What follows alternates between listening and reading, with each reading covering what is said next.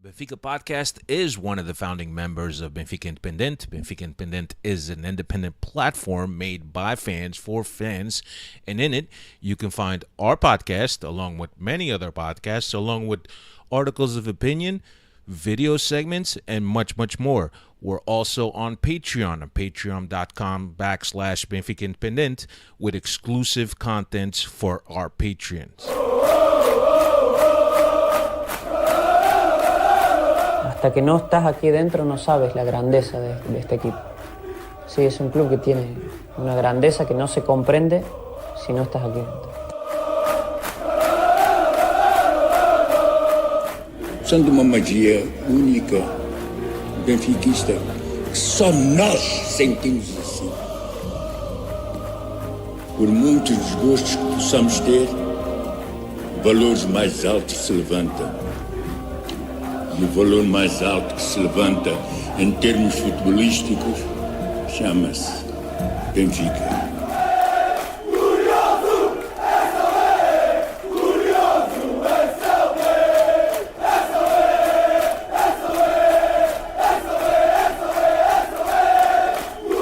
Quero o Benfica intimidar o adversário. Quero o manto sagrado entrar com vocês em qualquer estado e assustá-los, pá! É isso que eu quero!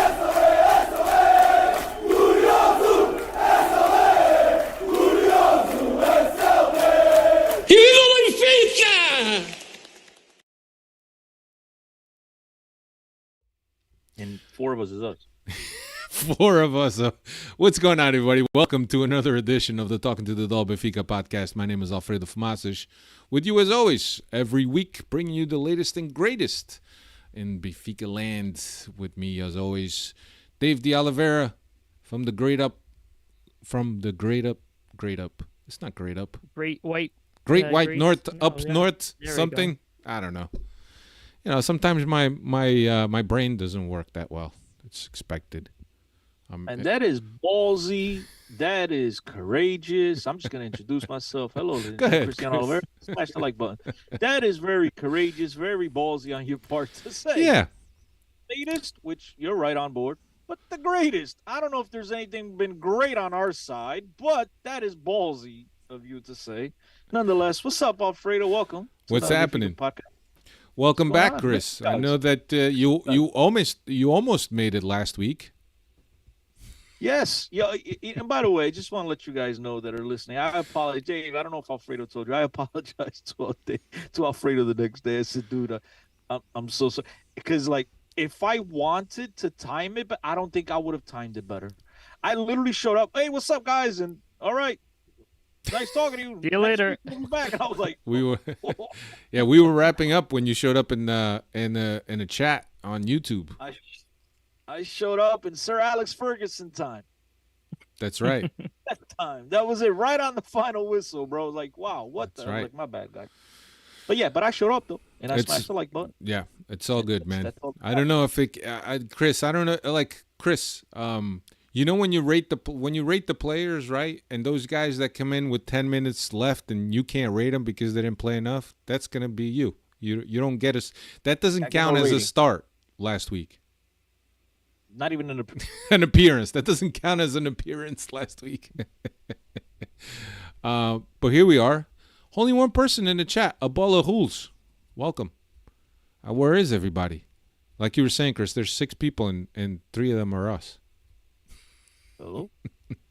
Hello. Did I lose you guys? No, you're still No, here. we can hear you. I think I lost you guys. I No, don't know, you're you guys here. went silent. You're here. I guess I'm. Can you hear us or no? Well, obviously, I can now, but you guys went silent. Everything froze for a second, so I don't know. It's your internet connection, man. Go upstairs. I have to go upstairs and smash my router. Maybe get it to function a little bit better. But yeah, I don't know what the hell you guys said. I was saying that, you said I don't get a rating. I was saying, do I get a pat on the back for nice try or anything like that? Maybe. No. Not even. No pats on the back. No vitórias morais. Não há vitórias morais. Anyway, episode Let's 5. talk about things that matter. Yeah, Go let's. ahead. Yeah, that's right. Episode 505 is what we're up to. We're going to recap the Chaves game. Benfica played up north in Trás-os-Montes against Chaves this past weekend. We'll talk about that. We'll look ahead to Benfica's match day 4 in the Champions League against Real Sociedad. The team will travel to Basque Country in Spain to play Real Sociedad. And we'll look ahead to the eternal derby that comes up this Sunday against first place Sporting, with Benfica having a chance to tie up Sporting in first place of the Portuguese League. Abola Rules, DJ Natural Fire, Diogo Reis, Jason Gaidola, Cristiano Oliveira, everybody's in the chat now. Smash the like button if you haven't already. Let's get this party started. So Benfica played on Saturday, traveled up north as I mentioned, at Chaves, a game that last year was one of our only losses. Is that right, Dave? That was one of our only losses. I think I mentioned that in the preview. It was the last loss, that's for sure. It was one of the more painful ones. Yeah, more painful ones is right. And we saw something different from, actually, no. We had seen the 3 center back setup against Aroca already, right? That was the first time. But we did learn from Roger Schmidt that one of the reasons why he went to the 3-back setup was the fact that there's lots of injuries. Kokshu is hurt. Bernat, Ba is hurt. So 3 center back setup. Trubin was in goal. Silva, Otamendi, Moratu, Neves, Tino, João Mario, and Auschness, Di Maria, Gedge, and Rafa. Cristiano, how do you like that? How do you like the 3 center back setup with now this midfield too? It's a different look midfield. I know that we haven't spoken to you and haven't heard your opinion on it. So what do you think? What are your thoughts? Well, there's my opinion. There's some positives and there's some negatives. As you very well may know, over the years I've always talked about how if I were a coach, I would apply the 3-5-2, 3-4-3 tactic. But as much as I like it and I understand what his reasoning for it is today, as you guys also may very well know, I'm a little bit bigger of a Morato fan than the regular person is. So anything to get the guy on the field, I'm all for it. And obviously the other 2 guys, and Otamendi and Antonio Silva, can't get those guys off the field. They're fantastic players. One's a fantastic leader. One's another fantastic youngster. So, look, I'm all for playing all the 3 guys at the same time. Now, looking at the way that Roger has applied this 3-4-3, it leaves me scratching my head. I'm not a fan. I don't understand some of the, I guess, player instructions or whatever it may be, because every single player on the pitch has their own individual instructions, their own individual job to do. And it just, I have a million, gazillion, trillion questions, which one is, for the life of me, I cannot understand why in the world he would push the likes of João fucking Neves, who's been arguably our best player since the first week of August. Why would you push this guy to the outside into a unnatural position for him to make room for none other than João Mario? And then even if you were to defend that move, I would, question you. I would answer you with,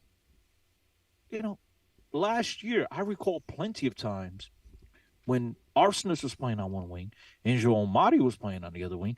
And guys, Alfredo, Dave, you guys are my witnesses. I would come on this podcast and I would often question why in the hell is João Mario playing on the outside? He's not a winger. He's not an outside midfielder. He should be playing in the middle. And so now you bring him into the middle in order to take João Neves out of his natural position. It just all contradicting each other. And then you go look at the way this team plays. In the other big games throughout the season, against Porto, against Sociedad at home, he did not start Florentino Luis because he didn't have any confidence in Florentino Luis's touch and his ability to break the first line of press. And then it looked like for a long stretch of that game where Florentino was the one midfielder that was the most on the ball, controlling the game. And I'm just like, wait a minute. So this guy doesn't have the ability, but now he's the one. There's so many questions, guys. And so just to make it short, because I've been going off for a couple of minutes now, I don't like the way he's applied it. I don't like his I get it. There's a lot of injuries, but I still don't like what he's done with this midfield. I still don't think it's anything special. It worked against Roca somewhat. It worked against Chaves somewhat. I don't think Benfica was impressive at all. Chaves created chances. I didn't get much from Benfica. You had a moment of stellar play from the guy I just criticized for playing on the outside, but my man got a little, I don't know what it was, Cafu in him or whatever the hell it may be, and he it was a play all on it. It had nothing to do with coaching. It was just his spectacular ability, his never say die attitude that made that opportunity in order for Benfica to score a goal.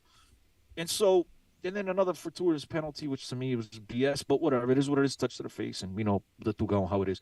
But there's not a lot to take from these last two games against shit-ass Monku competition, and you expect me to be all hoo-ha-ha because, we're going to play Sociedad, and now we're going to flood the midfield, and then Sporting, who's been playing in the system for the last 3 years, we're going to be a lot more competitive. You expect me to be all ecstatic about it?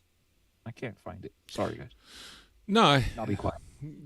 I certainly understand, and I think that the one logic thing that we could talk about Neves on our right hand side on the outside of the midfield is the fact that he has to cover that corridor, and I don't think that João Mario has that range.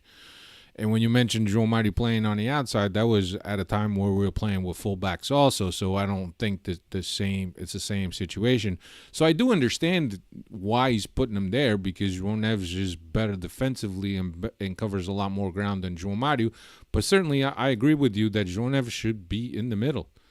But who do we put on the right that has those same characteristics? There's always that question. There's always that doubt in my head, right? When it comes, I don't care the sport, because I follow all the major American sports and stuff like that, and so I have these questions in terms of other athletes and other teams, and I always ask, and to me, it makes no sense removing a very, very, very valuable piece, one of the pieces that you don't even have to doubt for a second or question if this piece is what you need, if this piece is functioning, if this is a player that needs. That is adding value. When you're removing one of those pieces to put that piece in a position where they're not as effective or successful as when they're in their most comfortable positioning, just to make way for another subpar play, it just doesn't make any sense. João Neves is not to move, guys. João Neves, ali tá ali pra ficar, bro. Until his wheels fall off, I'm not moving this kid for anybody. Okay? So I'm sorry to cut you off, but that's where I was going with. João Mario, I understand you're playing with fullbacks, yada, yada, yada. But João Mario does a whole bunch of nothing, right? And I'm not moving a player who has been crucial to my season so far this year just to make things adequate for somebody else. I just won't do it. But that's me.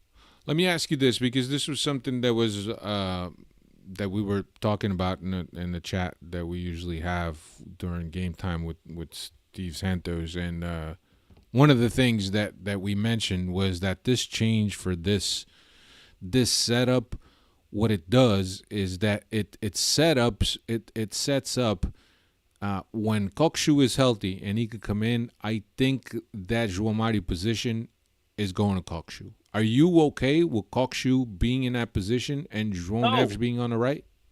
No. Again, I just said to you, for the last, you and Dave and our beautiful listeners, for the last 3 minutes, that it makes no sense to play João Neves on the outside. Realistically, look, I'm not trying to sound like I know more than anybody else. But again, there's a lot of times where the writing is on the wall, bro, and it's so plain to see that all you have to do is just open your eyes and you will see it. When this whole team is healthy, okay, the best way to implement everyone and to get everybody to, I think, their max potential is very simple. You playing in a 4-3-3. And look, that pains me to say because I would like Morato to play a little bit more than he's playing, and I understand he's not going to take Otamendi or Antonio Silva off the pitch. That means sitting Morato on the bench. I understand that. But you have to go to a 4-3-3. Florentino has proven that he has to play. I know he's not fantastic with the ball. His feet, yada, yada, yada, is limited, but the team is a totally different team with him on the field. And then you play João Neves alongside. Let João Neves do what João Neves has done all year. Box to box. Be the heart and soul of the team. The dude's fantastic. Why put any restraints on him? Just let him be João Neves. And then you put Koksu in front of him in a triangle in a 4-3-3 where he's able to play a little bit further up the field because he is not. And I know you and I had this conversation off the air, on air, with Steve on here, with Steve in the chat. I know you guys don't think that so far Koksu's been a disappointment. I do. I don't think Koksu has lived up to expectations. And I think a lot of that has to do with the fact that he is so preoccupied with doing the right things on the defensive end where sometimes you forget that you got to go forward. He's a guy that you look at every single one of his highlights from the time that he's been successful at a professional level. He's been playing a lot further up the pitch, closer to the box. You don't see any of that in Benfica. He's far too behind midfield. He's far way back in the field in order to do something on the offensive side of the thing. So I think that's how you play. I think everybody is comfortable. Then you play the Di Maria on one side. You can play because Rafa, again, I still don't understand why he's playing behind the striker. He needs to play on the outside. His majority of his career, he's been good in space. Rafa needs to. You're right. Middle of traffic. You're right. I agree with you. Rafa needs to be on the outside, way on the outside, left out. The dude's got. I don't understand people. Look, I've had this argument with people that have told me Rafa's got a great touch, and I'm just like, yes, you and I have a different definition of what touch is. Rafa needs to be into space. Go, my man. It's kind of like Darwin Núñez when he was at Benfica. You guys recall when he played in the middle, wasn't very successful. When he played on the outside, where he had a chance to just run and go get it, my man was phenomenal, and he's still like that at Liverpool to a certain extent. So, again, it's right there for you to see. Now, I get it. Guys are injured. Ba's out. You know, he's not able to do that corridor. Bernat was out. But then again, we know Arsene is going to play on the left, so that throws everybody else out as an option. But I just think it's the easiest thing to do, man. I just really do. I'm glad that Benfica got the 3 points. I wasn't too impressed. I don't know about you guys. I mean, I've been doing all the talking. This is not the Cristiano Oliver Benfica podcast. This is deep talking to the Dog Benfica podcast. So I'd like to hear you guys' opinions. But it's just, I mean, can you honestly tell me that you're really excited because you saw this 3-4-3 and this is really going to work against the likes of Real Sociedad in the sport? I mean, I hope so. Well, for one thing, I know that we're playing against Monks, but we've kept 2 clean sheets in a row, for one thing. The thing is that in understanding that maybe this 3-4-3 is here to stay, in understanding that you'd prefer João Neves in the middle, the $1 million question is that who do you play on the right that is able to cover that corridor? The meaning, Di Maria is not going to track back, so you're going to have to do midfield work and you're going to have to do fullback work. Who's the guy? Who do we have that could play there? That's not João Mario. I've been very disappointed on for the last 2 years, but it has to be Ba. Right. It has to be Ba or simple. Bernat has to get healthy. Bernat does the left flank, and then you put Arsene on the right. Could be two. It's not João Mario. Could be two. And I'm sorry, it should not be Jon Snow. I'm sorry, it should not be him. But with Ba hurt right now, who would be the next up then? If it's not, I don't think Ba, we do. If it's not, I don't think we do. Because Bernat could be the other solution on the other side, and you move Auschwitz to the right? Because Auschwitz being a natural right footer, that I think that could work.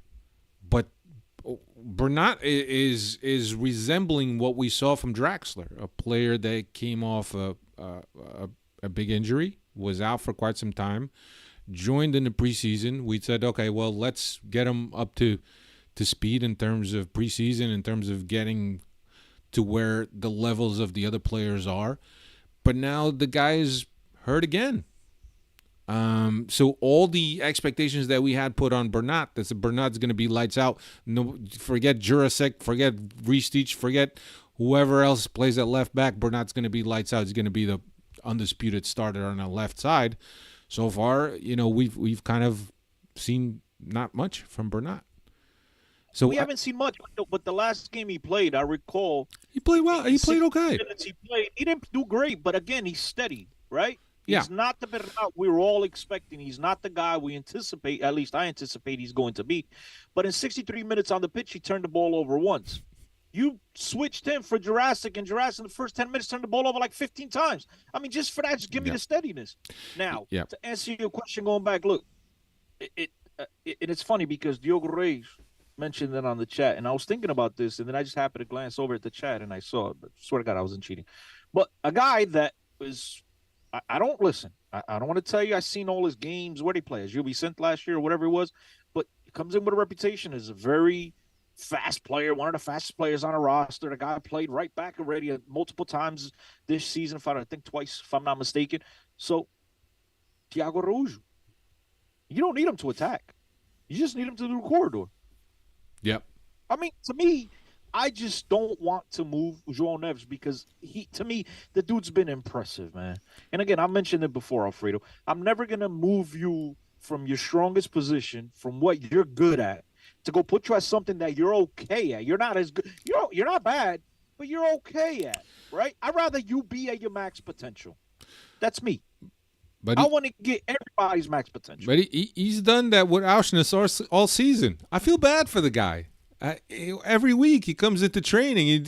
What am I going to play this week? Am I going to be prepared to play right back, left mid, right mid, behind the striker? And he does so much that he doesn't.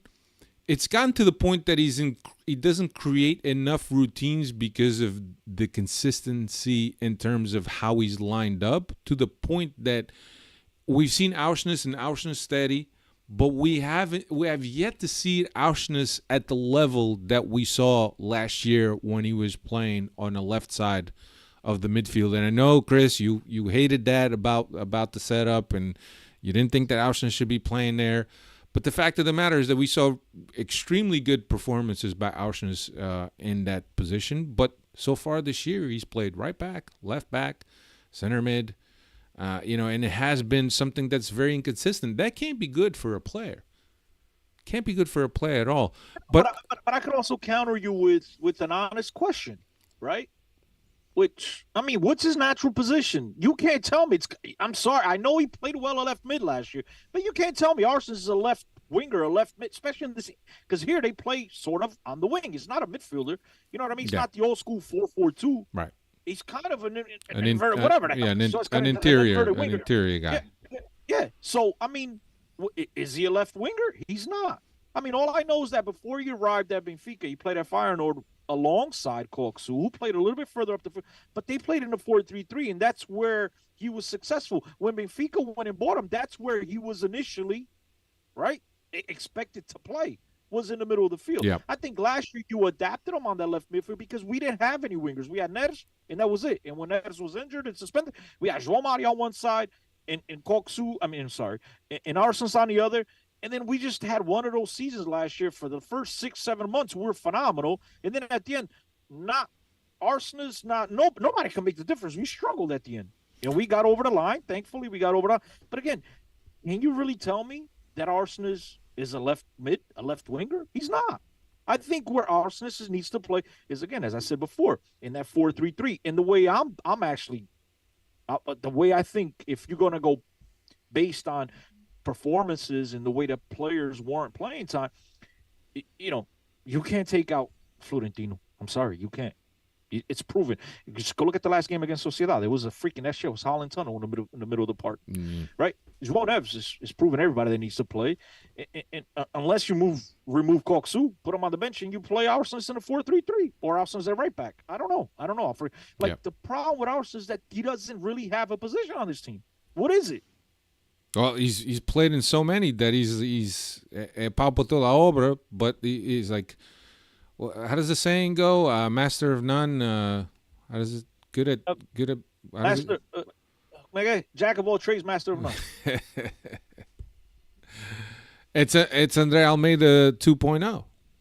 With a little bit higher level. I gotta say, I can't put Auschwitz and Andre Almeida in the same category, of course. But certainly, what we've seen in terms of Auschwitz this year, there's a lot of inconsistency because he's just all over the place. Red Baron saying não podiam ter ido buscar Pedro Malheiro ou Costinha as backups. Yeah, we could. Maybe that's what's going to happen in the winter, where we there's some positions we kind of need to build up some depth. The right back at being one of them. But I got to be honest. I disagree. I'm sorry. Well, you don't need to go get another right back, Chris? if they get eliminated from European competition, what for? Still, are you happy with Ba? No, I'm not. But what I'm telling you is they're not going to spend any money, especially look. If They can spend in Portugal. Europa League, in Portugal, they can spend. Alfredo, apoio vai ser só competições domésticas. They're not going to be 3 games a week. They're not going to do it. But I understand. But there's clearly guys out, and I know that you don't watch a lot of the other teams, Chris. There's guys in the Portuguese league that would be good backups. I'm not saying that straight away starters, but it would be good backups, and who knows, maybe with some playing time. Alfredo, and I'm not saying opposite. I don't think you're understanding my point. My point is that this team, when we were alive in all competitions, they didn't make the effort to go get them. And now, if they do get eliminated from Europe, there's even less reason to fortify. This should be enough to play 1 game a week. That's what I'm saying. They're not going to do it. Yeah, I just think that I hope I'm wrong. I just think that you look at that depth squad, as we've seen so many times in these Netflix and Amazon series, when you're seeing the back room of coaches' offices and they got the board up and they got the sticky notes with the player names. I think when they're looking at the right back position, and they didn't go and get maybe they wanted somebody, or they didn't want to spend the money, and they said, well, we got João Vitor, we got Thiago Araújo that could play there. Maybe we're just going to sit here and not do anything and hope that, Ba is healthy, and then when he's not, those guys can come in and deputize for him. I don't know if that's what happened, but certainly it makes sense. But there's some holes, and I don't think that necessarily that the team needs to continue in Europe in order to shore up some of the depth or lack of depth that we have. Dave, help me out, Dave. We've needed a right back since what, 2018? Since Smith left? No era prioridad, caralho. But not only on that point, but about bringing in some players here from smaller clubs within Portugal. I was thinking this past weekend, when was the last time Benfica has done any business with a smaller club in Portugal? Because you see Porto and Sporting kind of, I don't want to call them with feeder teams, but they tend to pluck and promote from within other teams within Portugal. But when was the last time Benfica? I tell you, during the Vieira years. Chiquinho was the last one. Yeah. During the Vieira years, where you used to get guys in that the closest they became to the shirt was when they were introduced. After that, they never put the shirt on. But it all depends. If he was in like Fatreino, they were first team. If he was in a suit, so like Salvador Agra and all those guys, and those guys will never play. Never play with the main squad. So Dave, the last guy. Oh no, Musa. What am I talking about? Musa. Musa was the last guy, I think. Musa was the last guy. Before that, it had to be what's his name? Chicon. Yeah. Right. Yeah. So I'm trying to think of anybody. I think that you're right. All the other guys. Mario. They got him from Sporting. No, but that was by way of Inter. But yeah. So I don't know if that's something to be concerned of, or because I know with these other teams, they kind of use it as a way to. Well, I'll help you out, you help me out, but we really haven't seen that with Benfica. And their transfers these last couple of seasons. Yeah, I'll make a wager here. I hope I'm wrong. But if we get eliminated from European competition, which I hope I'm wrong, I hope we don't. If we get eliminated, they're not getting anybody. Yeah, I don't know. It's possible, Chris. It's possible. I just obviously everything's possible. Yeah, I just think that we should look more to the domestic market for sure. There's players out there that, and they don't necessarily have to be starters, but they're guys with good potential. They're hard workers that would fit the profile that we're looking for, albeit not a starter. Let's just put it that way. But there's one guy that signed with Porto that would have definitely gotten. He'd be getting a lot of playing time on our team. Who's that? Ivan Jaime. Yeah. I mean, and he was good, but I don't know how much hype. And Dave, just he had a lot of hype. Yeah, to answer your question, the reason why Porto is going to the internal markets is because they don't have any money. Yeah, I think that Sporting it does a lot better in terms of finding that diamond in the rough. Right? You're talking about Ugarte. that we had a chance to go and get, and we we passed up on it. We're talking about Pot. And these are players that were Too. Edwards was at Boavista. Ugarte was at Famalicão. Guimarães, sorry. Ugarte was at Famalicão. Pot was at Famalicão, if I'm not mistaken. What about Scuba Remy? Rio Ave, a guy that was very heavily linked to Benfica, and Scuba Remy? Yes, Scuba Remy. They decided not to get him. Who'd they go? I forget. They opted for another striker. I forget what it is now.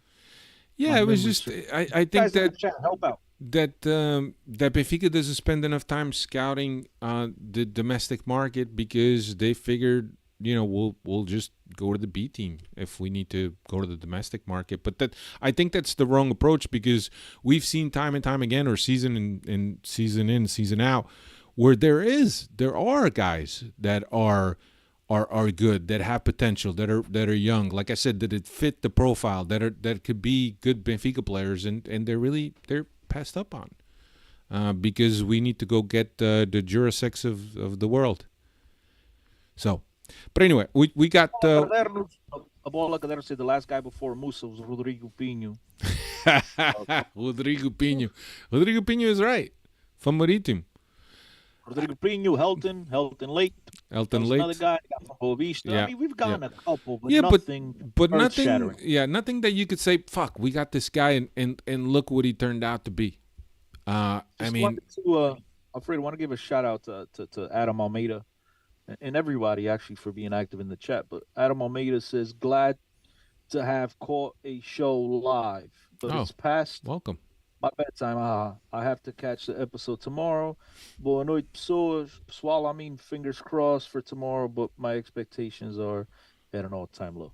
Yeah, just real quick, so we could wrap up the game. And I know that we got off on a tangent, but I thought that good first 15 minutes for Benfica, and after that, I think they just became way too predictable. With Chaves also having dropped their lines, and the thing about Rafa is that if Rafa doesn't have space in front of them, so if the team is playing compact and Rafa doesn't have anywhere to go, he's done. It's so easy to neutralize Rafa.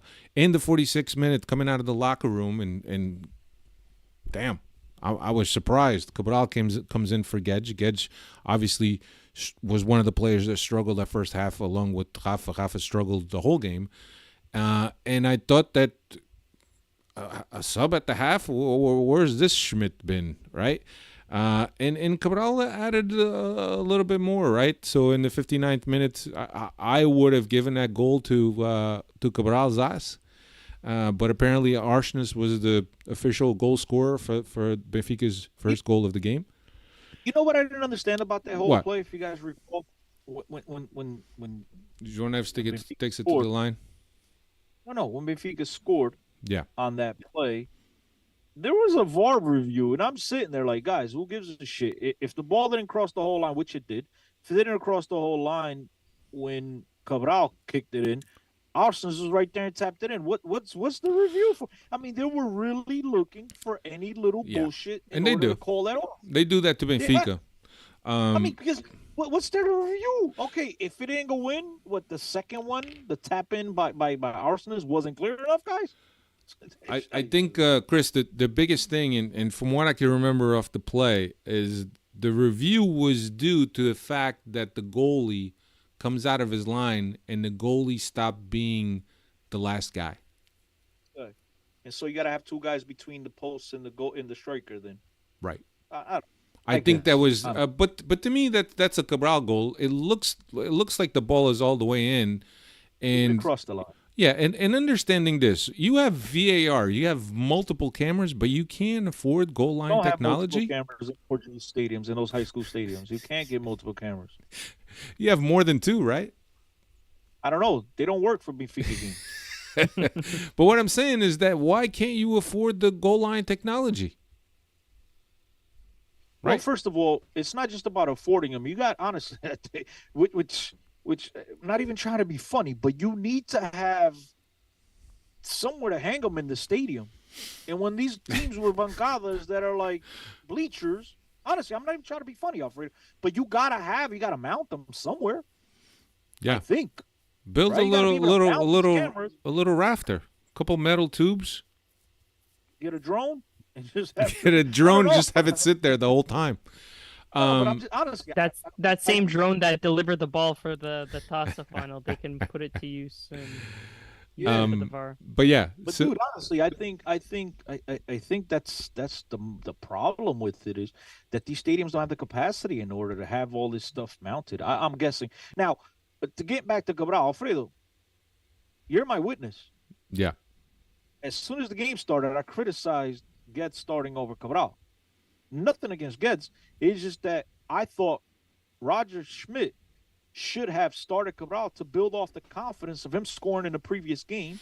And he's the responsibility. He's the guy that they spent $25 million on. And if I got to get somebody going between my $25 million acquisition or a player that's on loan that after this year I may not have on my roster anymore, my obligation is to get my guy going. yeah. And so I thought that was a bad job. I thought Cabral should have started. And look, to his credit, it wasn't his best game. But hey, my man was involved, and I thought that was his goal. Yep. But credit to him for not giving up. And then Arsenal's is right place, right time, tapped it in. But nonetheless, I still don't understand why Roger Schmidt is playing a guy, another one, off of his natural position. Good. Right? It's just, to me, listen, man, it's Cabral until the wheels fall off, guys. Yeah. Play him. And he had the assist for the Musa goal that got called back. That was off of Cabral pass also. So look, he's getting a little bit of confidence. He's getting there. He's getting there. Diogo Reis says about Guedes as a right back. Epá, larga isso, pá. Não bebas mais. 71st minute, Tankstead came in for Di Maria. And Cristiano, this plays right into what you had mentioned a couple of weeks ago, if you guys listened to the podcast, in terms of Gouveia, right? So what Cristiano mentioned was that Gouveia, up until the start of, or up until the winter transfer the summer transfer window closing, Gouveia was discarded. He wasn't going to be part of. He wasn't going to be part of this squad. But now you look at this and you go, 71st minute, you're going to take Di Maria, which is the guy that plays on the wing. Why not bring in Gouveia? And he's played well these past couple games that he's come in. Why Tankstead and why not Gouveia? I'm not even sure that I even saw Tankstead touch the ball, to be honest with you. But it wasn't even about a Gouveia thing. To me, is how is Tankstead overtaken over Musa? How's he like? What's he done that he needs to be first option off the bench as opposed to Musa? I don't understand. Roger Schmidt, he has all these. This is a head scratcher, man. It's like Rui Vitória used to say, "O Cabral passa à frente da porta de todos," and I guess passou à frente da porta do Tankstead esta semana. Well, and the thing is that he starts the game with no forwards, and he finishes the game with 3 forwards. With 3 up top. Yep. It's just things that that make you scratch your head and figure out but didn't you say at the beginning of the pod that it's getting better? It was good. No, I thought it's getting better. Strikers not to allow goal. But what I mean is it's getting better in terms of us controlling the midfield and having more control of that middle sector of the game. For me, I think it's gotten a lot better. But is it there yet? No, of course not. Do I like the 3 center back setup as opposed to the 4 that we usually use? I don't know. I think that we have quality center backs. I like Morato also, even though he had a little bit of a mental lapse where he almost gave up the ball inside the box to an attacker. But I like that. But you just can't change from a 4-man setup to a 3-man setup and hope that everything goes smooth. There's going to be growing pains. There's going to be a lot of drilling that needs to take place in order for these guys to know what spaces that they need to occupy. But I don't dislike the 3-man setup. Dave, what do you think of the 3-man setup in the back, man? I think we need some time to get the players need some time to get used to the system. Like you said, it's a completely different system than one that they've been playing with all season, and even going back to last season as well. And with a lot of these players that we counted on to be starters now injured, I think we just got to try to make the best of the situation, because really we don't have anybody else to kind of plug in those positions. Like we said, right back, and João Neves is playing, or not even right back, on the right flank there. João Neves is there now with the injuries, but I'm not opposed to it. I think this is the best setup given the injuries that we're dealing with right now. So deal with it and see what we can do. These next two games against Sociedad and Sporting are going to be the real tests to see how this formation holds up. But I'm not opposed to it, just given the circumstances. Yeah. You guys already heard Cristiano mention the PK in which we went up 2-0 and we put the game away at that point. Why not give it to him? Why not build his confidence? Why are you letting João Mario take it? Because he's not a designated penalty kicker. I don't care. Make this, bro. You spent $25 million on this guy. Cristiano, I don't know why a team hasn't. The wife a $50,000 wedding ring to treat her like a side piece, bro. Cristiano, I don't know why teams haven't contacted you to be a coach yet. You seem to have all the answers, dude, and it makes sense. They make sense. It's not about having the answers. It's just, my man, it's common sense. I mean, you spent $25 million on the guy. You're up 1-0. If he misses, you're still up 1-0, but you have an opportunity to build my man's confidence. You have to get this guy going. It's not about that I know more than anybody else. It's just common freaking sense. And by the way, I might not be available, so don't you might not be available. High price range. It depends. That's why I said I might not. I might not today. Right price? Let's make it. No, just touching up a little bit. It's just common sense, dude. This guy is a striker. Strikers like to score goals. They build off of scoring goals. Striker can have a phenomenal game pressing and all this bullshit. At the end of the day, they're going to go in the locker room and be down like I didn't score. Because these guys live off of goals. And especially a guy that's coming in for 25 million euros. He's got all tons of pressure on himself by others. Dude, get the guy a goal. But here's the other thing also, Chris. The way you could look at it, I completely understand where you're going with it and as a booster. If he misses, is it more detrimental to his confidence than if you were not to take, or if things played out just as they did, that he didn't have to take the penalty kick? If he misses and he goes down a spiral that we don't, then it was another error in casting. But people are already saying that is another error in casting. Why not let him build up? Exactly. Just because you might go wrong, you can't stop from giving the guy an opportunity to build forward.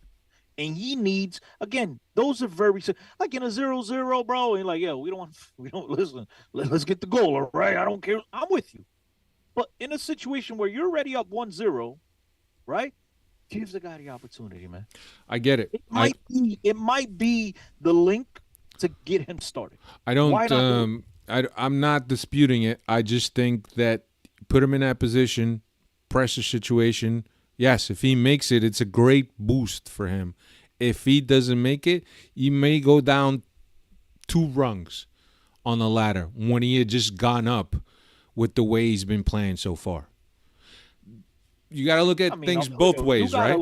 I love you. Like, you're my brother. I hear you talk. You got a very low bar, bro. The way he's been playing late. I mean, he's been playing much better than the first games that he's played. I don't know if it's much better. It's just that before he's playing really bad, then now anything looks better. But he's not much better. You're right. The standard is very low. Andali. You're right. I had to pull up Cabral's penalty stats here while you guys were talking. Go ahead, Dave. See, maybe he's not a guy that is confident in taking penalties. Dave, he played on a team last year where he was the third choice as a striker, so I doubt he's the one coming in to take penalties. But right? He hasn't had a lot of opportunity, but maybe at Basel he did. I don't know. Yeah, 15 career penalties, converted 13, missed 2. For Fiorentina, he scored 2 from the penalty spot last year, but majorities of these came during his time at Basel. But so that's not bad. Converted 13, missed twice, not too bad. Yeah, not too bad. I just wanted to say something on the penalty.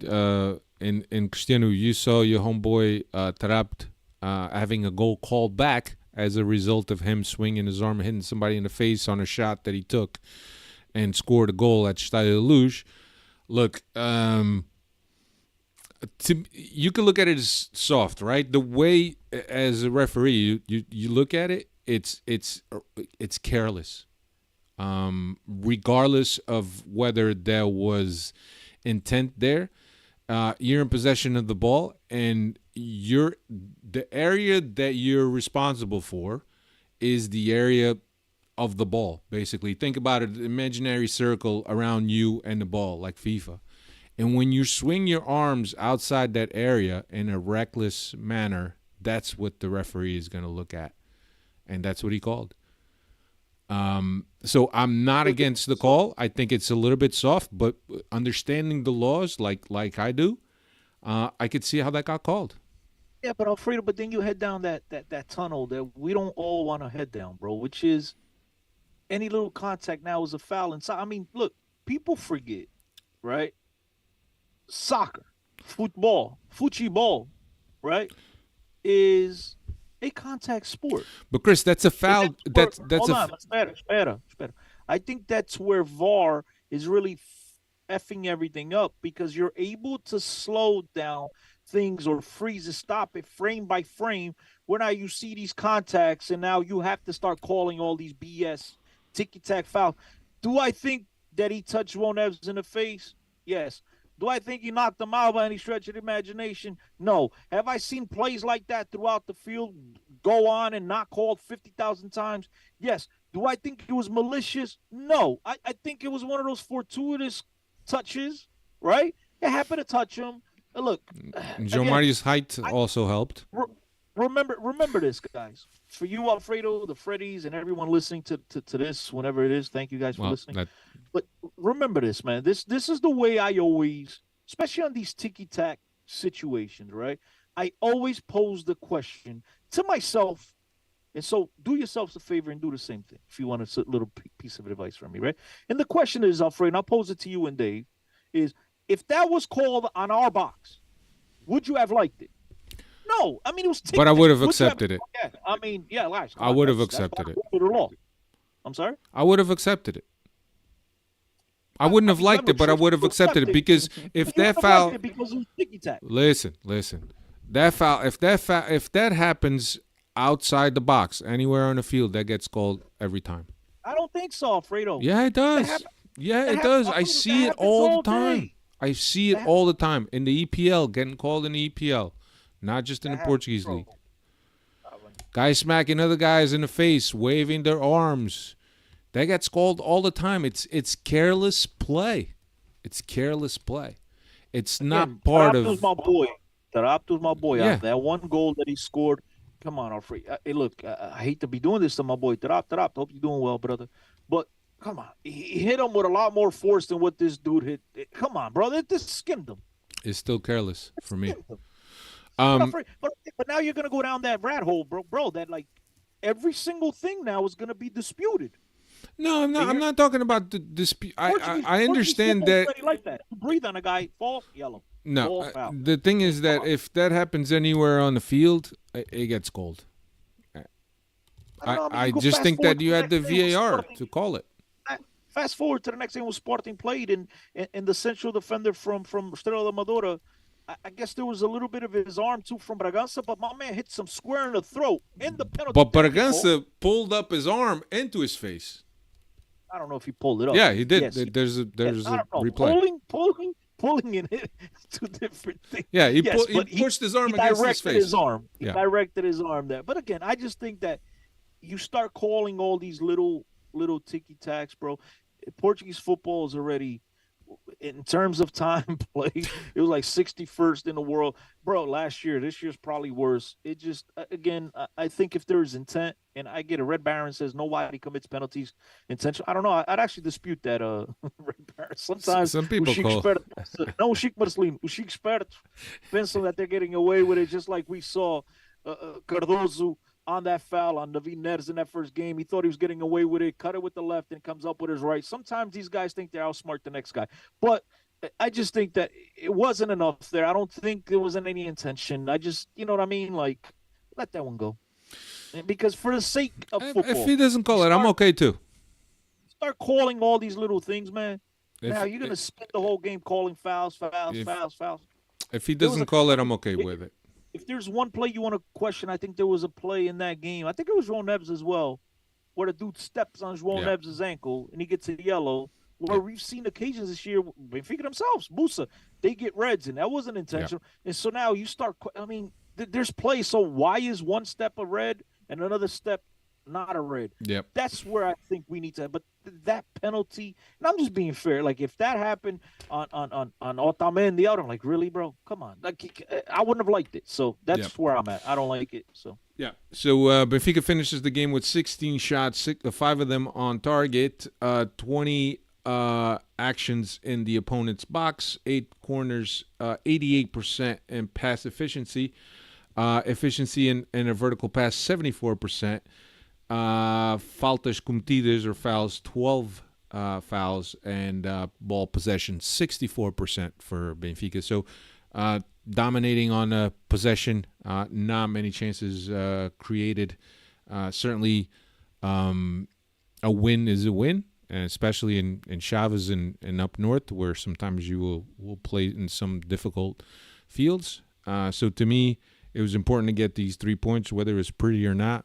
Certainly was prettier than the game against Estoril, and that's not saying much. So anyway, up next, Real Sociedad. Benfica will play Real Sociedad tomorrow as we record this, 12:45 if you're here in the eastern U.S. Kickoff is one of the early games, so make sure that you set your alarms to watch that. And what can we say about this matchup, right? Dave, I'm sorry. Did you have any stats on that, Chaves? Sorry, I just went. Cristiano was talking too much. Just wrap it. Let's wrap it up. Let's head into this Sociedad one here. Cristiano was talking too much. I feel that I need to kind of rush this along. The way the group stands right now, Real Sociedad with 7 points, Inter with 7 points, Salzburg with 3 points. A win by Real and Inter will clinch a spot for them in the knockout stages. Benfica needs, at the very worst, I think, a point against Real Sociedad if it were to keep their chances alive for the Europa League. Cristiano, Europa League or bust, or domestic focus only? I'm gonna get in trouble in this one, so I'm gonna. That's why I'm asking you, because I want you to get in trouble. Because I already know what Hugo would say. Oh, yeah, you're gonna have these conversations all the time, and he thinks I'm crazy. I'm of the opinion that if it's Pifas and Vergonhas, might as well just wrap it up, go home, win the domestic competitions, and you know what, restock and come back and try to correct the wrongs from this year. Try to actually build a team next year. As a guy who once was at the top of his game, and today is an afterthought, but at one point he was at the top of his game, and he'd always say, in order to be one of these teams that wants to compete on all fronts, you got to have 2 players per position. I think that memo was missed by whomever's running and making the decisions at Benfica, because we've had one right back, and even that's already saying a lot for the last 4 or 5 years. This roster is not exactly composed the correct way, so hopefully they'll have a long look at themselves. We have to, at all costs, win this campeonato. It's 100 million guaranteed. It's 1 place guaranteed in next year's new format of the UEFA Champions League. I know it sounds crazy, because I am of the opinion that Benfica always needs to be in European competitions, because we belong amongst the big sharks. But para passar vergonha, vamos para casa and let's focus on what we can achieve, on what we could conquer this year, as opposed to going through these fairy tales in our own heads. Yeah, and Dave and I were talking about this while we were waiting for you. Real Sociedad is coming off of a match against Barcelona in which they dominated. They lost the game on a good play by Barca, but most of the initiative and the control of the game belonged to Real Sociedad. So they're a team that is very high right now in terms of the confidence levels. They've been playing very well. They got a good cohesive unit. Do you think, Cristiano? I think that because Benfica has shored up the midfield, it won't be as bad of a beating in the midfield as we saw a couple weeks back. But certainly, I think that Real Sociedad has the ability to really expose Benfica in this three center back setup, especially because we haven't had the reps and the competition to test this three center back setup. What do you think? It's going to be hard. Do you think you have a chance? Do you think that perhaps the underdog role and the fact that we're not favorites will favor us? You asking me Yeah, or Dave? either one of you. Alfredo, listen, man. I guess the correct thing to say here is any game that Benfica plays, they have a chance. Now, am I very confident in that chance? No, I'm not. Do I think Sociedad at home is going to control things even further, more so than what they did at Stade de Luz? Yeah. Do I have any confidence that João Mario, this great midfield maestro, is going to be able to stop these guys coming forward and doing whatever the hell they want with the ball in their own offensive zone? No, I don't. But as a Benfica man, we go into every game looking to win the game, regardless of our chances. We want to hope and sit there and root for the best. But at the end of the day, I think it is a very tall mountain to climb. Yep. I think Sociedad is a very quality team, very organized team with spectacular players. Understand they don't have the names that Real Madrid and Barcelona do. And nobody's comparing these guys to that sort of team, but they are a team. They are what you call a team. They have difference makers, and they have, players that would play at Benfica with their eyes closed. Benfica has to be at their very best, at the top of their game, which, I mean, to be frank with you guys, they haven't been at any point this season. So it's a lot to ask for. We hope the boys are up for it. We hope, as I said to you last time, that we play them. I remember coming on here at night, and you even talked about Benfica's next opponent, and I said, man, this team showed no pride. They showed no resilience. They showed no character in this game against Sociedad, and now we're going on to face a team like Aroca, which is the perfect team for. No, it wasn't Aroca. Casapia. Played Casapia after that, right? Yeah. I think it was Casapia. Mm-hmm. And I said, bro, we have an opportunity here to play Casapia, and these guys have an opportunity to come in and put a positive result on the scoreboard and really build from their confidence, show everybody that they have pride in wearing their shirt. And what we do, we drew blanks, we just shit our pants, right? What was the score of that game? We dropped points. 1-1. Yeah. Yeah, exactly. Yeah.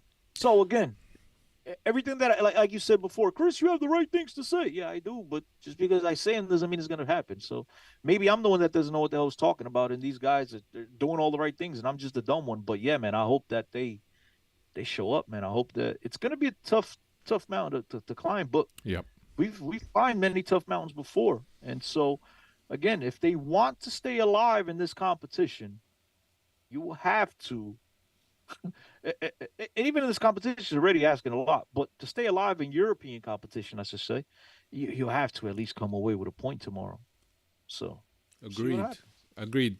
We would have to see Benfica playing the best game of this young season in order to beat Real Sociedad, and I'll just leave it at that. Is the team capable of it? Maybe. You never know. But I think that that the way Real Sociedad is playing, and look, I'm a Benfiquista, and I'm always going to be positive, and I'm going to have an optimistic outlook. But certainly, let's be realistic here. Real Sociedad is a very good team. They're playing at home. They're high in terms of their confidence. They're coming off of a good performance against Barcelona. They have a chance to clinch the knockout stages, which I don't know if they've ever been in the knockout stages of the Champions League. Certainly, this new format, I don't know if Real Sociedad has ever been there. It's been a while, but yeah, it will have to be a Benfica at the very top of their game in order to beat this Real Sociedad. Dave, would you agree? I would, and I think, unfortunately, we have to come away with at least a point, but it's going to be very tough, like you said, going to Spain there. And what I mentioned to you before we even got on air here was I just want to see Benfica match Real Sociedad's intensity, because there was no intensity from this squad when we played in Portugal. So Uh, we might not get the result, but I want to see the intensity and see this Benfica squad play like we were playing and at least match the intensity from last year's Champions League because so far this year it seems like a team that's very disorganized and lacks keeps referring to it as intensity, but they're not pushing up the field and they don't have that same push that they had last year. So I'm okay if they don't come away with the result we're looking for, but I want to see that intensity and at least have them match Sociedad's intensity. Agreed. After Real Sociedad, we have the Lagartos at Stadio de Luz.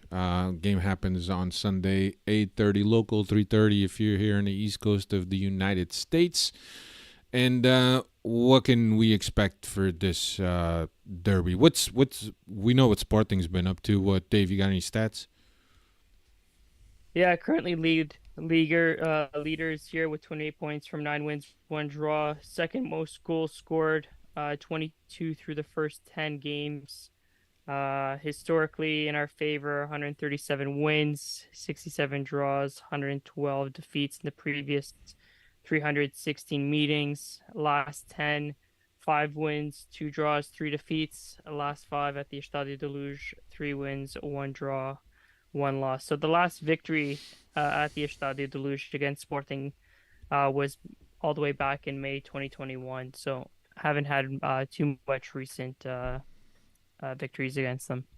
Yeah, Sporting certainly this early in the season has been a lot more consistent than both Benfica and Porto, regardless of whether they've gotten some calls going their way or not.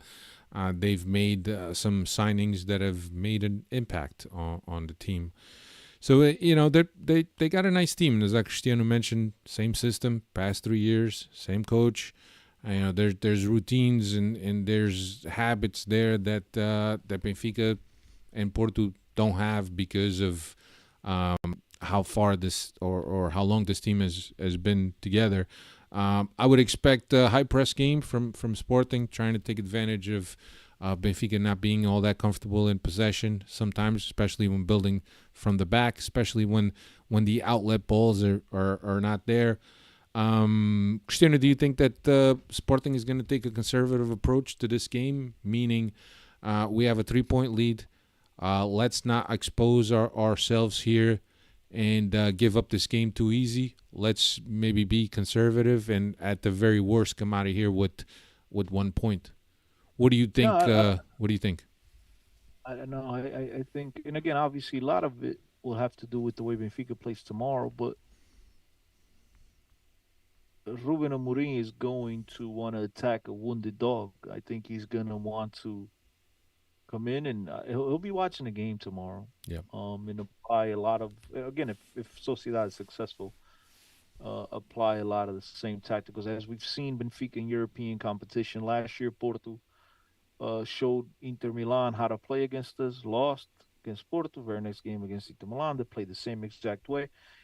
And I think this time will be the reverse, where Sporting be taking a page out of Sociedad's game plan going into this game. But I think Benfica, as I mentioned before, and I think any Benfica listening to this and just watch Benfica play along the year understands that we've not been at our best. And so you have to come at us. And I think Ruben Amorim will instruct his men to go at Benfica. They're a team that likes to play on the counter as well, but Benfica with the ball this year hasn't.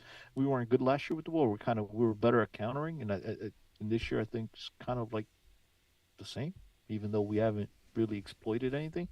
So, yeah, I think Sporting's going to come at us, and I just hope that, again, as I said before, Benfica is up for it. It's a rivalry game. We talk about this. I'm surprised neither one of us has said it yet, but it's a cliche, but it's factual, right? We throw records out when it comes to these types of derbies and rivalries, and hope that Benfica and the boys are up for it. Benfica, as bad as they played throughout the season, and yes, they've had negative results. Even with a negative result tomorrow against Sociedad, which I hope that's not the case, but even with the negative result, they're still, a victory away from being top of the table in the Portuguese league, as you mentioned at the beginning of the pod. So they have to keep that in mind, and they still have a lot to play for. It's $100 million at the end of the day that they have to play for in the spot in next year's Champions League. So hopefully the boys come out to play. Hopefully Sporting is too tired from watching. Oh no, they play a European game on Thursday, right? No, that's what I was gonna ask Dave. With Sporting playing on Thursday, one less rest day, you think that's gonna make a difference, or you think, as Cristiano mentioned, and as we all know, usually for games like this, everything goes out the window. They'll be fine. They're staying in Portugal for their game on Thursday. They'll be fine. It's an extra 24 hours for us, but I don't think in a match of this magnitude, like you said, with a rivalry game, I think that all goes out the window and they'll be ready to go. Yeah, I think that again we have to be at at a very good level, at perhaps a level that we haven't seen too much this season, if at all, to play against Sporting. As I mentioned, Sporting is a team that has shown some consistencies. The team has been together. They have they hit the nail on the head with the striker that they went to get, and the biggest difference that has been between Sporting and us from last year is that the signings that we went and got, none of them have well, I mean, I guess you could say Di Maria, right? But not the rest of them haven't made the impact as Sporting. Sporting went to get Gyökeres, the Swedish, and he's made an impact right away. They had the Ullman also in the midfield, and he's done well for them. So guys that they went and picked up that have made an impact on this team, and Benfica, not really. We have Di Maria, but you know, Di Maria is a little bit limited. He can't play 90 minutes. We all know that. So anyway, what else we got to talk about? Nothing else, right? That's it. Unless Cristiano had something else to say. Nada, man. I want to watch the game tomorrow. I want to say, "Boa viagem" for all my friends making the trip out there. Well, they're already out there. Ugo, Baldaia. Flavio. Yeah, Ugo, Baldaia, Flavio. They're already there. They're already there. I know there will be more joining them, and Mariana is there. I'm pretty sure I missed so many. That's why I hate mentioning people, because I'm pretty sure I left some people out. But nonetheless, enjoy, man. Let's go support our Benfica. Yeah. Let's hope for one of them great European nights that we talk about here on the podcast all the time, and let's just make more memories, man. Let's hope we get a good result. It's gonna be tough, but let's hope we get a good result, man, because we need to stay in this competition. It'd be brilliant to have a turnaround, man. These boys need to pick things up. I know things haven't gone well, but Roger, pretty sure his confidence is shaking. The boys' confidence is shaking, but a result tomorrow could turn things around. So yeah. Well, if anything, if anything, creates a little bit of a momentum, right? A little bit. We've had the change in formation, as we mentioned. Maybe the team just needed something different. I don't know. We're gonna hope.